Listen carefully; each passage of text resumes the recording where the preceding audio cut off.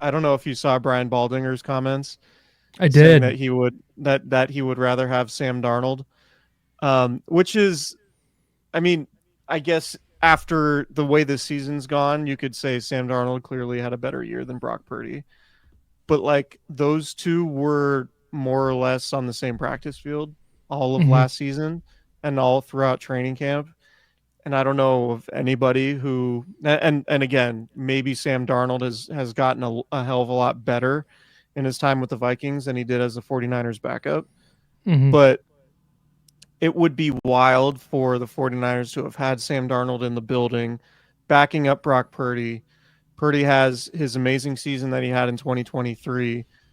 All of the weapons get hurt, or at least the vast majority of them get hurt in Hmm. 2024. Purdy's production takes a step back. Sam Darnold goes and plays really well in Minnesota, hits free agency, and the Niners are like, yep, Sam Darnold's our guy. That's our Let's guy. go do So Baldy did he said that on the morning roast on 95.7 The Game and with friends of the program Bonta Hill and Joe Shasky. And he did walk it back a little bit later in the interview. But he said like I would swap Purdy for Darnold right now. But on the other like I wouldn't, because I think if you also swap their situations, you like Purdy would be awesome and the Vikings would be 11-2 and Sam Darnold would be struggling and it would be like, wow, the 49ers really bet on Sam Darnold. You know, so I don't buy the idea that I this is not to say like Sam Darnold's objectively having a better year than Purdy is. Like there's no argument against that. But when you look at his situation compared to what Purdy has been dealing with, it's just not. I'm not comfortable saying that Sam Darnold is demonstrably better than Brock Purdy today. If Brock Purdy had Justin Jefferson and Jordan Addison, And an I think, elite defense. yeah, I think we would be looking at a season much closer to 2023 Brock Purdy than 2024. But I do think Sam Darnold's name is worth bringing up just from the standpoint of like, if you just look at the 49ers quarterback history and just, it felt like for years and years, it's like, what's the craziest, not completely insane scenario that could happen? Because the 49ers often lean that direction in an offseason, right? They're like we didn't expect them to trade 3 first-round picks to move up for Trey Lance, right? Like we didn't expect them to be like call the Green Bay Packers about potentially trading for Aaron Rodgers before he went to the Jets, right? Like we didn't think they were ever going to seriously go after Tom Brady, but they definitely made an inquiry, right? So like Sam Darnold hitting free agency, Brock Purdy being unsigned, there's a pretty realistic scenario that involves the 49ers contacting Sam Darnold's camp when Sam Darnold's a free agent and Brock Purdy's unsigned and trying to use that as leverage, or at least leaking it out to the media that, hey, the 49ers are in talks with Sam Darnold and, you know, they're at least considering all their options, right? Like that's always a thing with the Niners. They say we're considering all our options, and then that gets a lot of traction from a news perspective. Right. But I could actually see that happening. If Sam Darnold doesn't re-sign with the Vikings or extend with the Vikings, I could see that happening where Sam Darnold's out there and the 49ers are using the media to create a little bit of leverage in these contract talks, if it's not done early. God forbid Kirk Cousins becomes available. Because, oh boy, you want to. So here's, and the interesting thing with Darnold, and I know that there's this talking point or thought process that says, well, man, if he wins a playoff game, they absolutely have to bring him back. But on the other hand, they just used the 10th overall pick on JJ McCarthy. So is it okay? You're going to re-sign Darnold for $40 million a year and then also have this top 10 pick on the bench? Are you going to trade your top 10 pick? Are you that confident in Sam Darnold? Like that's so there's a very real possibility that Sam Darnold, being even as good as he's been for Minnesota this year, even if he wins a playoff game, could wind up hitting the open market. And I wouldn't put it past the 49ers at all. Like you mentioned the Trey Lance thing and the Tom Brady thing and the Aaron Rodgers thing, but there's also the Jimmy Garoppolo thing Right. that they just kept bringing him back, and then they brought in Nate Sudfeld and paid him $2 million fully guaranteed, and then cut him because Mr. Irrelevant was really good in camp. Like they're not going to leave any stone unturned in the quarterback room. Like they're not. They might be happy with Brock Purdy now, but man, Kyle Shanahan always says anything we can do to make our team better. And if they think, you know what, we think paying Sam Darnold $40 million a year is better than paying Brock Purdy $55 million a year, and that's the number that he's set on. Like that, the other side of this argument, I guess, and the other side of this discussion, and where I just kind of ran into, is there's Purdy's value, right? People say, well, a quarterback market determines a quarterback's value, like 100%. And I think Brock Purdy would have every right to walk into the 49ers front office. In my head, the quarterback just kicks the door down and walks in, but he walks into that office and goes, I want $55 million a year. Trevor Lawrence got, he doesn't have half the resume I have. So Jordan Love got, he doesn't have a tenth of the resume I have. So that's what I would like. And I think he'd be well within his rights to do that. And I don't think he'd be insane to do that.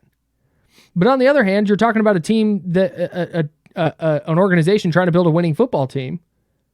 And if the 49ers say, yeah, that's what your value is in the market, but we don't think that you making that percentage of the cap over the next 4 or 5 years is going to allow us to build the team that you need around you to be successful. So we'd rather go the Sam Darnold route because we think we can build a successful team around him at $40 million easier than we can around you at 55.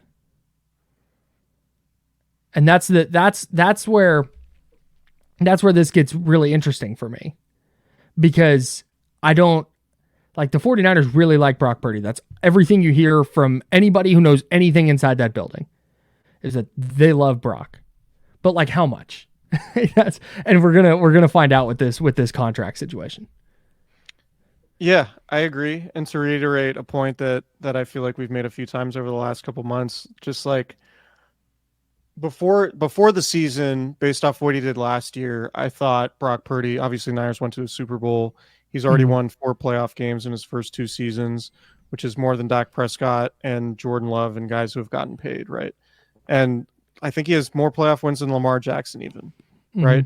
Obviously, wins are not a quarterback stat. Like, I understand that. But if, to your point, if you are Brock Purdy, you're going in and saying, look at my resume compared to these guys and look what these guys got paid. But I'm with you that I'm hesitant, or I would be hesitant to make him like a $60 million a year player. Sure. Just from the standpoint of like, look how much different it was for Josh Allen in the snow in Buffalo than it was for Brock Purdy. Right? Like the weather issues are real. The fact that he is not the guy who at least right now can survive without having super elite weapons, then, you know, I think, and the interception he threw against the Rams with the season on the line in field goal range, like you can do anything but throw an interception there, right? You can kick a field goal and keep yourself in the game. So I would be leery of giving him $60 million a year and making him, you know, one of the highest paid quarterbacks in the league. But if we're talking about, you know, 50 million, which, you know, you look at like the 50 to 55 million range, you're talking about Tua, who makes 53. Jordan Love makes 55. I mean, Kyler Murray makes 46. Jalen Hurts makes 51. Jared Goff makes 53. Justin Herbert 52.5. Lamar 52. Trevor Lawrence 55. Joe Burrow 55.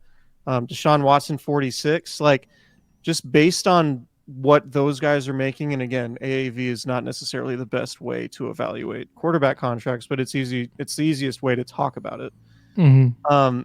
I think 45 to 50 a year is pretty much like my expectation, or at least what I would be willing to pay. Like if it was like, all right, 5 years, 250 million with 125 guaranteed. Like that to me would make sense. And you move on. You get it done and you move on. Yeah, that's But what if Brock's asking for 60 and he wants to remake the market, then that's where it's going to get tricky. Because if I'm the Niners, I'm not doing it.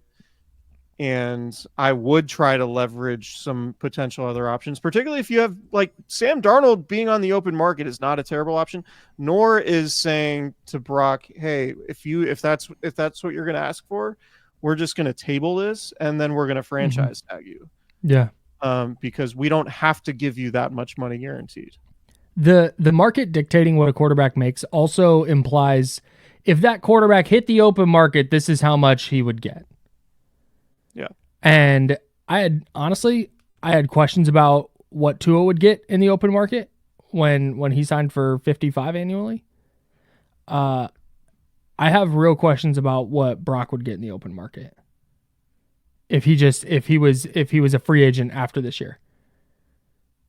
And that's where I think you're right. I think the 49ers would probably call his bluff and be like, okay, great. You're not coming off of 60 or 65 or whatever the number is. Like, okay, fine. Go prove that you're that dude. Like, we're not, like, I think they'd be honestly smart to do that instead of just throwing 60 million at him because like that's what you're supposed to do, quote unquote. Yeah. Yeah. And like the difference between to illustrate the difference between like, say 45 million and 60, that's $15 million. That's basically a Fred Warner salary. Like that's a year of Fred Warner, a year of George Kittle. Man. That's what like that a year of, potentially Drake Greenlaw, like Charvarius Ward was in that realm of, $15 million a year. So like $15 million is a potential Pro Bowl level starter.